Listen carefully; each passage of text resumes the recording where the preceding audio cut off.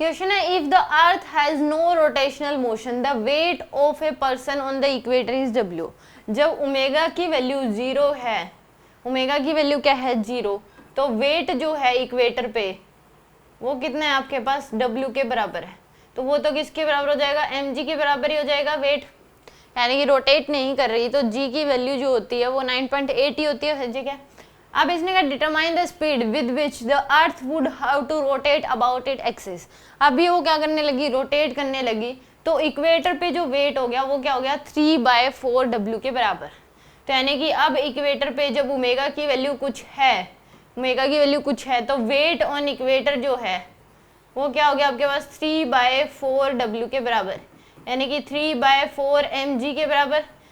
ये हो गया आपके पास, इतना वेट हो गया। अब इस केस में कह रहा है radius of earth is this, तो उस केस में ओमेगा की वैल्यू आपको बतानी क्या होगी। तो यानी कि इक्वेटर पे जब ओमेगा रोटेट कर रही है, तो इक्वेटर पे जो g की वैल्यू है, g at equator when earth rotate,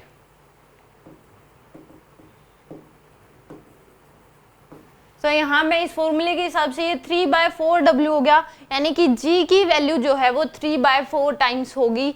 पहले जो सरफेस पे पहले जो थी जब रोटेट नहीं कर रहा था, तो g की वैल्यू g एट इक्वेटर जो था वो क्या था, gs के बराबर ही अर्थ के सरफेस पे था, वही था 9.8। अब ये रोटेट जब कर रही है तो g की जो वैल्यू है एट इक्वेटर वो क्या हो गया आपके पास 3/4 g के बराबर ही होगी, क्योंकि मास तो वही रहेगा, मास ऑफ द ऑब्जेक्ट तो चेंज ही नहीं होगा।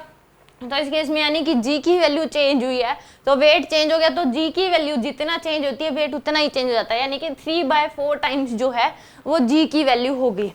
और अर्थ के इक्वेटर पे जो g की वैल्यू होती है g डैश, वो क्या होती है आपके पास GS minus RE omega square cos square lambda, और लैम्डा की वैल्यू क्या होती है 0 होती है, तो कोस लैम्डा कोस 0 डिग्री 1 होता है, तो g डैश की वैल्यू हो जाती है GS minus RE omega square. और इस g डैश की वैल्यू हमें गिवन है इनडायरेक्ट तरीके से 3/4 टाइम्स ऑफ g वो जो सरफेस पे जो होगा अर्थ की सरफेस पे, ये g डैश की वैल्यू है 3/4 g के बराबर, equal to GS minus RE omega square. तो 3/4 या GS अर्थ के सरफेस पे ये g/4 GS minus GS equal to minus RE omega square. तो 4 एलसीएम ले लो, ये आ जाएगा 3GS minus 4GS equal to minus का RE ओमेगा स्क्वायर। तो यहाँ से ये आ जाएगा माइनस का 1/4 GS equal to RE omega square. तो माइनस से माइनस कैंसिल, तो GS/4 equal to RE omega square. तो यहाँ से जो ओमेगा की वैल्यू है वो आ जाएगी आपके पास अंडर रूट GS बाय में RE इंटू में 4, इसके बराबर आ जाएगी। तो W equal to under root GS की जो वैल्यू है वो कितनी है 10 है, डिवाइड बाय में RE की वैल्यू 6400 किलोमीटर है, 10 की पावर 3 कर लो मीटर में, इंटू में 4, ये आ जाएगी आपके पास।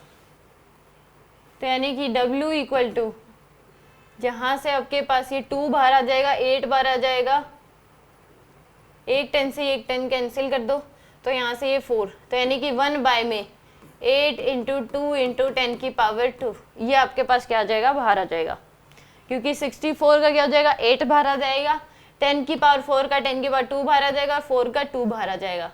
तो ओमेगा की वैल्यू 1 बाय में 16 इंटू 10 की पावर क्या है 2 के बराबर है। तो 1/16, 1 डिवाइड बाय में 16, तो आएगा 0.0625 0.0625 डिवाइड बाय 100,